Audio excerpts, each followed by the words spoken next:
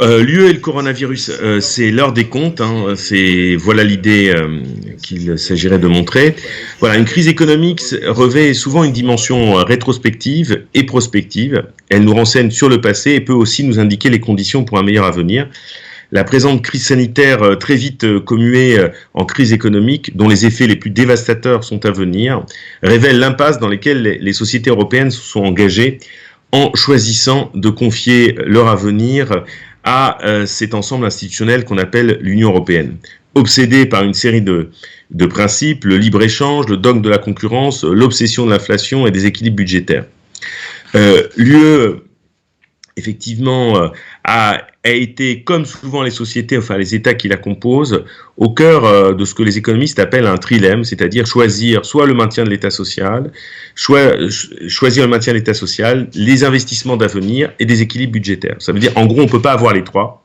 C'est-à-dire, si on veut avoir l'État social et des investissements d'avenir, il faut renoncer aux équilibres budgétaires. Mais on peut dire que depuis Maastricht, ce triangle penche plutôt du côté de remettre en cause l'État social, comme on va le voir dans la crise sanitaire à l'œuvre. Ce trilemme fait suite à un autre qui a présidé à la construction de Maastricht et qui est très important de rappeler, c'est-à-dire que les États ont renoncé à leur souveraineté monétaire pour préserver la liberté des circulations et l'échange fixe. Aujourd'hui, on voit bien que cette perte de souveraineté monétaire pourrait nous être très préjudiciable.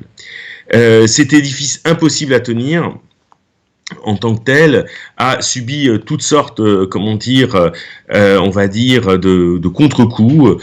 Il y a eu en 2005 le refus des peuples de cette constitution européenne qui a été ensuite retransformée en un traité qui était le traité de Lisbonne. Il y a eu le Brexit, il y a eu la crise dite des dettes souveraines, la mise à mort économique et sociale de la Grèce.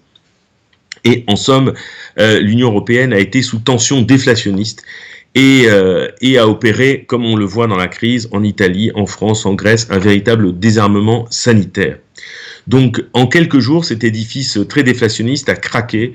On le voit avec la fin de l'espace Schengen, la fin des règles, budgétaires. Hein. Ursula von der Leyen est la première à l'annoncer.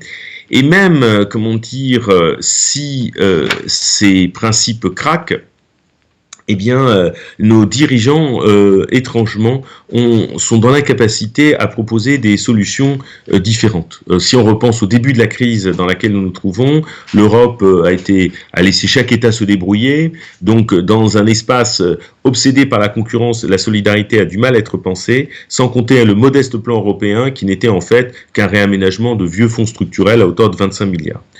Certains se sont réjouis de l'intervention massive de la Banque centrale en disant qu'effectivement 750 milliards après les premières interventions dites ratées de Madame Lagarde, mais qui n'étaient pas si ratées que ça, parce que Madame Lagarde finalement se faisait l'écho de la position des faucons du Nord qui ne souhaitaient pas voir plus d'interventions que ça. Après 120 milliards d'interventions, 750 milliards ont été proposés, mais là encore on retrouve les mêmes principes, c'est-à-dire le fait d'injecter des liquidités pour soutenir les banques et les encourager encore à servir du crédit, ou effectivement faire d'achat des actifs des États, alors qu'il faudrait directement proposer une ligne de crédit aux États et effectivement au lieu d'attendre que les États aillent s'endetter sur les marchés. Tout comme les États eux-mêmes, alors qu'on fait face à un double choc d'offres et de demandes, ont proposé, dans le cas de la France, un plan de 45 milliards, avec effectivement des choses qui comptent, reporter les cotisations, reporter, des taxes diverses et variées, mais il est évident que là encore, l'État devrait jouer ce que certains économistes appellent le payeur en dernier ressort, c'est-à-dire, si nécessaire, effectivement, suppléer les entreprises pour assurer les salaires et faire en sorte que le pouvoir d'achat ne s'effondre pas. Ce qui est étonnant, c'est qu'effectivement, face à une crise d'une ampleur symétrique et non pas asymétrique, ça veut dire qu'il va toucher tout le monde, on voit bien qu'à la fois on met en œuvre des mesures, mais laissant entendre comme si on était dans le vieux modèle de 2008-2009.